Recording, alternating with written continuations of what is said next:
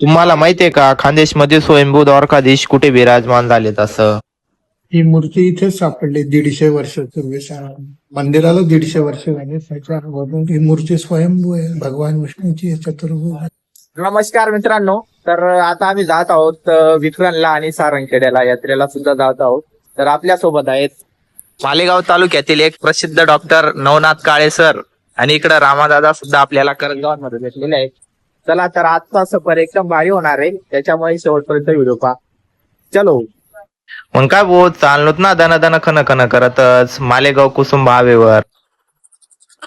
Doctor ते आपला black घोडा निसता खतरनाक ना गाडी राहता भाऊ, मागे म्हणा पुरा जीव घाबरी राहता. मोजीन 5 मिनिट मा डायरेक्ट डोंगराळा टोल नाकावर बिडी घेऊत ना भाऊ आम्ही. आणि सकाळीच ना एवढं भारी वातावरण होतं भाऊ, काय सांगू तुमले, एकदम भारी वाट राहतं ना डायरेक्ट. त्या ना भाऊ ड्रायव्हर एवढा खतरनाक होता, गाडी निसती रप रप रप रप चाले ना भाऊ डायरेक्ट. थांबा ना आवाज घे नाही राहते ते. मग काय भाऊ तेवढा माते कुसुंब बी लागर भाऊ 5-10 मिनिटं मात. आणि डॉक्टरांनी त्यासले ते निसता गडी गडी फोन येत भाऊ, मेडिसिन काय देवा ना, आई गायले आई जायचे ते जायचे असे सांगी राहतात भाऊ. आणि म्हणा मग एकसार मागे जीव घाबरी राहता, कारण कुसुम भावेने क्रॉसिंग चालू होती भाऊ. आणि तेवढा माता कसते काय भाऊ, अरे बाप रे, डायरेक्ट 15 नदी बी लागे ना भाऊ, 15 नदी रे अजून सुद्धा पाणी शेवू. इकडे लागणार ना भाऊ पुढे डांबरी रोड, अरे बाप रे रोड ते एवढा सुपर होता ना भाऊ, गाडी डायरेक्ट पोट मधलं पाणी सुद्धा आले नाही डायरेक्ट. तुम्हाकडे बी शेत का भाऊ अशा भारी भारी रोड? आणि अहो रोड तुमले जर माहिती होई ना भाऊ कुठला असे कमेंट करी सन नक्की सांगा भाऊ मला. काही म्हणा भाऊ गाडी बोलती भारी पळस भाऊ, पण खेळाले जास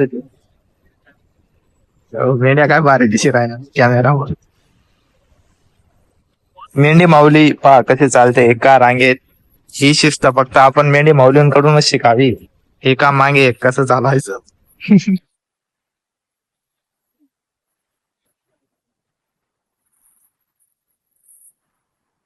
आणि दखू शकतात भाऊ, पाता पाता पोचे गोत ना भाऊ आम्ही डायरेक्ट विक्रणले द्वारकाधीश महाराज यांच्या मंदिरात. हे पहा इकडे भजन चालू आहे. माणिक पाटील आणि ते अगोदर जेवण बसलेत. जय हरीम जय हरीम.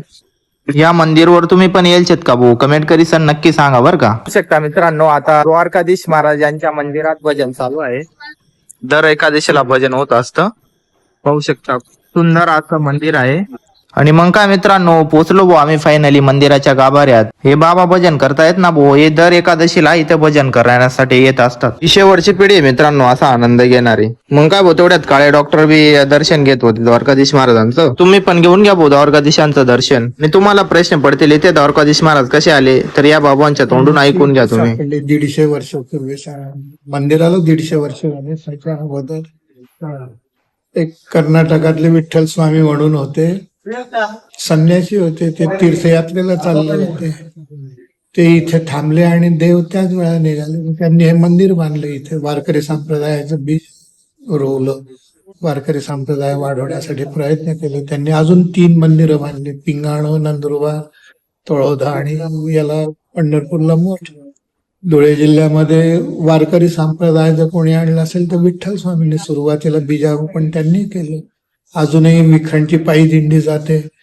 आणि पहिली आद्य दिंडी आहे ती खानदेशामधली, पश्चिम खानदेशातली त्यावेळेची. ही मूर्ती स्वयंभू आहे, भगवान विष्णूची आहे, चतुर्भुज आहे. वारकरी संप्रदायाचा धर्मप्रचार होतो इथं. चातुर्मास भागवत चालतं, पंढरीची पायीवारी, दिंडी, प्रवचन, भजन रोज. इकडे पाहू शकता मित्रांनो मंदिराचा परिसर अगदी प्रसन्न वातावरण आहे सगळीकडे. द्वारकाधीश महाराजांचं दर्शन घेऊन फक्त एकच वाटलं, आनंदुरे आजे आनंदुरे. आणि द्वारकाधीश महाराजांचं दर्शन घेऊन निघालो आम्ही सारंगखेड्याच्या यात्रेला. सारंगखेड्याची यात्रा खूप सुंदर आहे मित्रांनो, आणि तिथे आम्ही काय काय पाहिलं मी तुम्हाला सगळं दाखवणार आहे. त्यामुळे तुम्ही आपल्या चॅनल आजच सबस्क्राईब करून ठेवा.